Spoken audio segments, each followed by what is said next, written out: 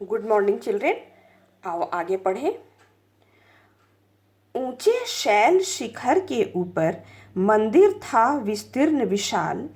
स्वर्ण कलश सरसिज विहसित थे, पाकर समुदित रवि कर जाल।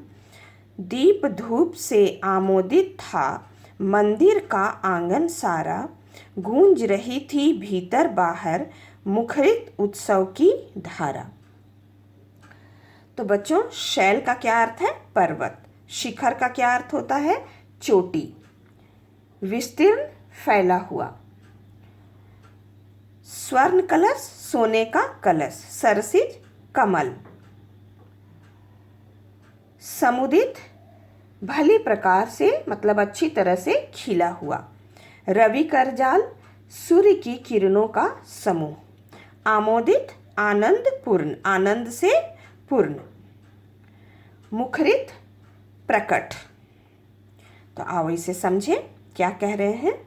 तो बच्चों, इन पंक्तियों में कवि सियाराम शरण गुप्त जी मंदिर के सौंदर्य का वर्णन करते हुए कह रहे हैं कि ऊंचे पर्वत की चोटी पर एक विस्तृत और विशाल मंदिर खड़ा था।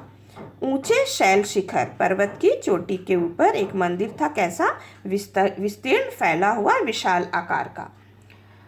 उसका सोने का कलश सूर्य की किरणों से चमकते हुए बच्चों ऐसा लग रहा था जैसे सूर्य की खिली हुई किरणों का स्पर्श पाकर सुनहरे कमल खिल उठे हों।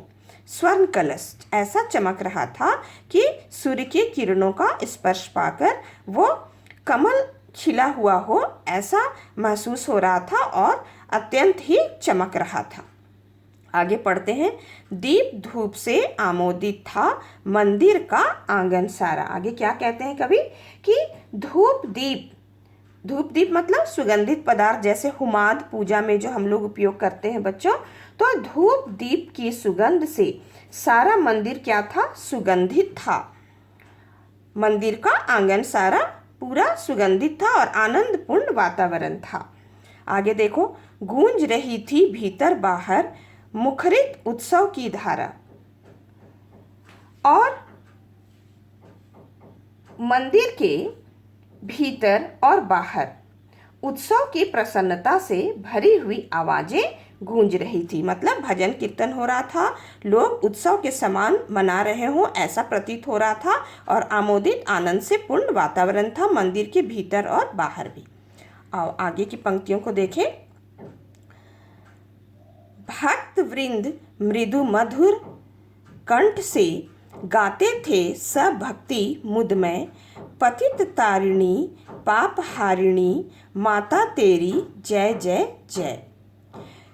पतित तारिणी तेरी जय जय, मेरे मुख से भी निकला बिना बढ़े ही मैं आगे को, जाने किस बल से ढिकला। तो बच्चों, यहाँ समझते हैं।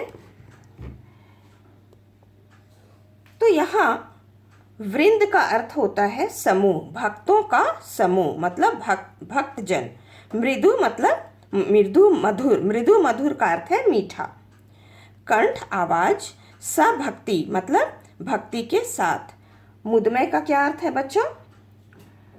प्रसन्नता से भरे हुए, प्रसन्न मन से। पतित तारिणी, गिरे हुओं को का तारण करने वाली। पाप हारिणी, पाप को दूर करने वाली। ढिकला मतलब ढकेला गया, ठेला गया। तो आओ इसे समझें, क्या कहते हैं।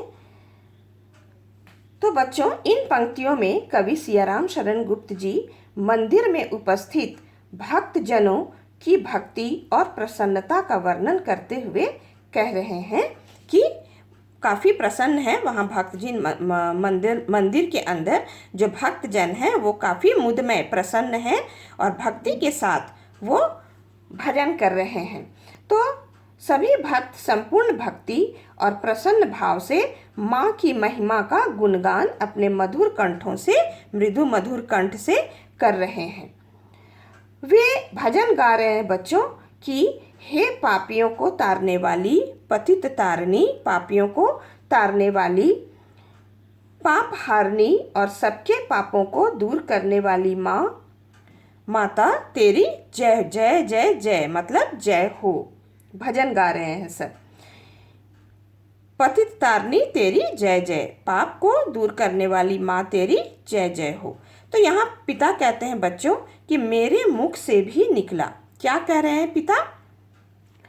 कि इतना सब देखते ही सुखिया के पिता के मुख से भी अनायास ही निकल पड़ा। क्या निकल पड़ा? वही भजन बच्चों कि पतितों को तारने वाली माँ तेरी जय। पुनः पिता क्या कहते हैं बच्चों? देखो कि बिना बढ़े ही मैं आगे को जाने किस बल से ढिकला। इस दो पंक्ति का अर्थ समझे बच्चों।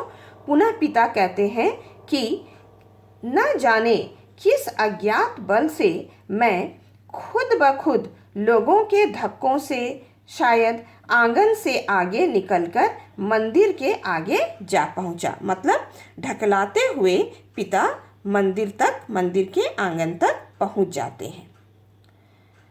तो बच्चों ये सारे पंक्तियों का भावार्थ मैंने PDF में दे दिया है।